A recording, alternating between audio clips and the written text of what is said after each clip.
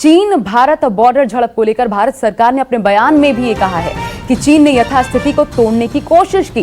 विदेश मंत्रालय की तरफ से कहा गया कि सीमा पर यथास्थिति तोड़ने की कोशिश पर झड़प हुई और साथ ही ये भी कहा गया कि सैन्य और राजनयिक कोशिशों के जरिए ये मामला सुलझेगा।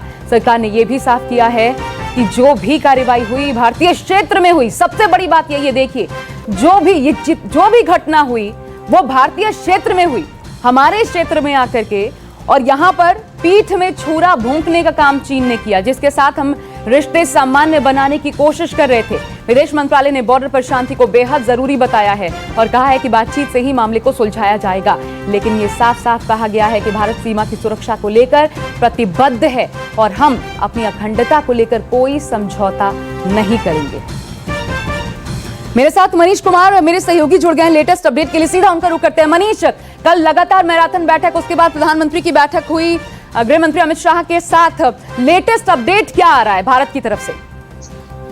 देखिए आशा, लेटेस्ट अपडेट तो ये है कि रात में आपको पता है कि आधिकारिक बयान जो है सेना की तरफ से जारी किया गया, जिसमें ये कहा गया कि हमारे 20 जवान जो है वो शहीद हो गए हैं, 17 घायल हो गए थे, गंभीर रूप से घायल हो गए थे। और उसके बाद जो कि ठंड जो थी वहाँ पे 0 से नीचे वहाँ का तापमान था और जिसको वो झेल नहीं सके, इस कारण उनकी मौत हो गई और वो हमारे जवान शहीद हो गए। जाहिर तौर पर क्योंकि कल देर की घटना है और देर तक जो है कल रात सीसीएस की बैठक हुई थी, कैबिनेट कमेटी ऑन सिक्योरिटी, प्रधानमंत्री की अध्यक्षता में बैठक हुई थी, जिसमें अमित शाह, गृह मंत्री राजनाथ सिंह भी थे, वहाँ पे वित्त मंत्री निर्मला सीतारमण भी थी और आर्मी चीफ ने भी वहाँ पे जाकर सारा अपडेट दिया। विपिन रावत भी ने भी प्रधानमंत्री से मुलाकात की थी सीडीएस।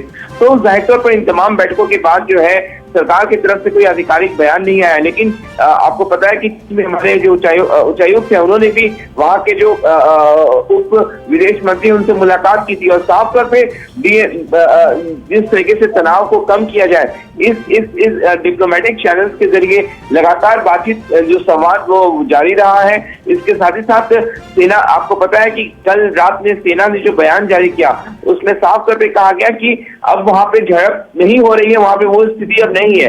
दोनों जो है सैनिक दोनों देश के अपने अपनी जगह से पीछे थोड़े हटे हैं।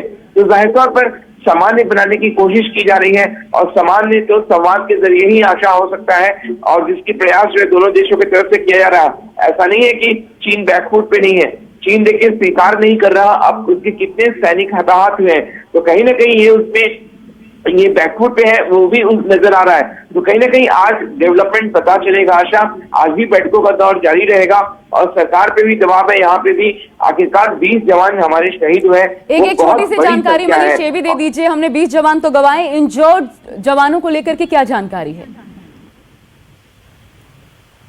अपना सवाल दोहराइएगा आशा। क्या हमारे जवान इंजर्ड भी हुए हैं जो वहां से वापस लौट पाए? देखिए अभी तक सेना की तरफ से आधिकारिक जो है कोई बयान जारी नहीं किया गया है। ये कहा गया, आपको पता है कि पहले कर्नल और 2 जवान हमारे शहीद हुए थे।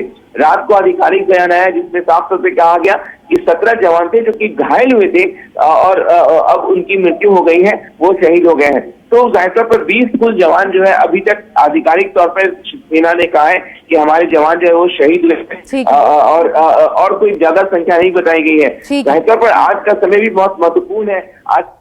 आज का समय ही बेहद महत्वपूर्ण है क्योंकि आज क्या डेवलपमेंट्स होते हैं, किस तरीके से अब आगे भारत का रुख रहता है, ये देखना होगा और चीन को अपनी औकात भी दिखानी होगी कि बस यहीं तक हद है, अब यहां से आपको पीछे जाना होगा, हमारी टेरिटरी है, इसमें हम दखल बर्दाश्त नहीं करेंगे।